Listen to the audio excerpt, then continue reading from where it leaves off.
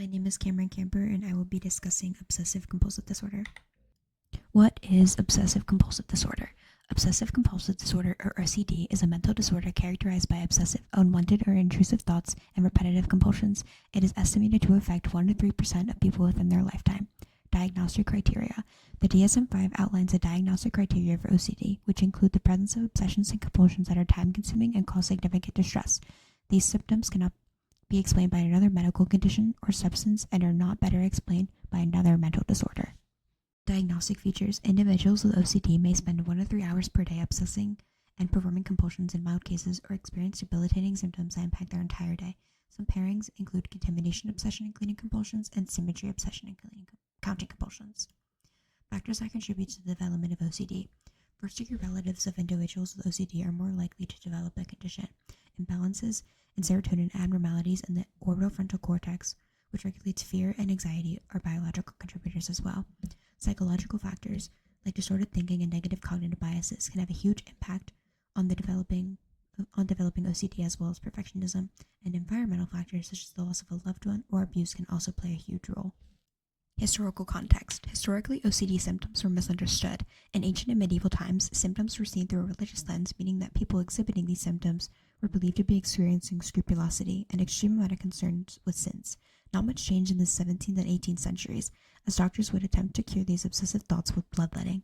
In the 19th century, French psychiatrist Esquirel described OCD as a form of monomania, and German psychiatrist Westphal recognized OCD as a unique disorder. Today, it is fully recognized in the DSM-5 as influenced by genetic, environmental, and biological factors. This is heavily influenced by Sigmund Freud and Pierre Janet. Janet described OCD as psychasthenia, which is a neurotic state characterized by obsessions and compulsions, and we do not use this term anymore. Freud saw OCD as expressions of internal conflict. Prevalence and demographics. OCD affects 1.2 of U.S. adults each year. It is more common in women in adulthood, while more common in men in childhood. The mean onset age is 19.5 years. For men, it is 5 to 15 years of age, while for women it is 20 to 25 years of age. On average, women are more likely to display cleaning-related obsessions and compulsions, while men are more likely to display forbidden thoughts and symmetry-related ones. Exposure and response prevention, or ERP therapy, is a behavioral treatment that gradually exposes individuals to their obsessions while preventing compulsive responses. Selective serotonin reuptake inhibitors, or SSRIs, are often recommended, but not as the only form of treatment, and are most effective when combined with therapy. About 60% of patients see improvement, though many relapse when discontinuing medication.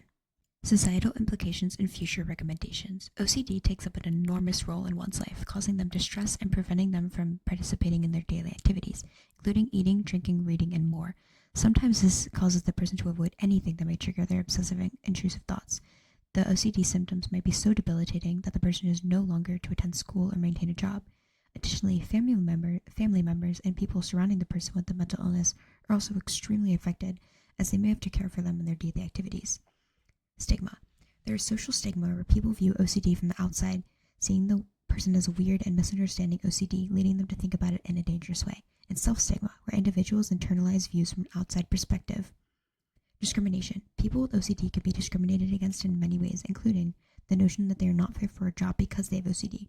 And barriers to seeking treatment include many people hide their symptoms and do not seek help out of fear. There can be a discomfort discussing symptoms of OCD based on the thought that they may be judged. Some individuals do not recognize they have OCD, and the cost of treatment can be extremely expensive. I chose Amanda Seyfried as my case study because she has been open and honest about her experiences with OCD. Seyfried once stated, "I knew that acting was the strange and interesting way for me to get rid of tension and negative energy." This statement depicts how helpful and encouraging acting was as an outlet for Seyfried, as well as a coping mechanism for her. She additionally stated that therapy and medication helped her manage her OCD, especially during her pregnancies. The people at New Directions for Women write that Seyfried made sure that there would be no stove at her house because she was worried about the possibility of it being left and causing on fire. Seyfried has also gone on to talk about the stigma regarding OCD and other mental illnesses. She encourages people to take it seriously as other types of illnesses. Despite the bad, Seyfried known that aspects of OCD help her life, particularly her acting career, this being her attention to detail. This could help with destigmatizing OCD as it shows struggles and positives. Seyfried serves as a role model for so many people because she serves as a reminder that they can do anything, and having OCD does not mean they can't pursue their dreams. Reflection on the future. To improve mental health awareness regarding OCD, many changes need to be made.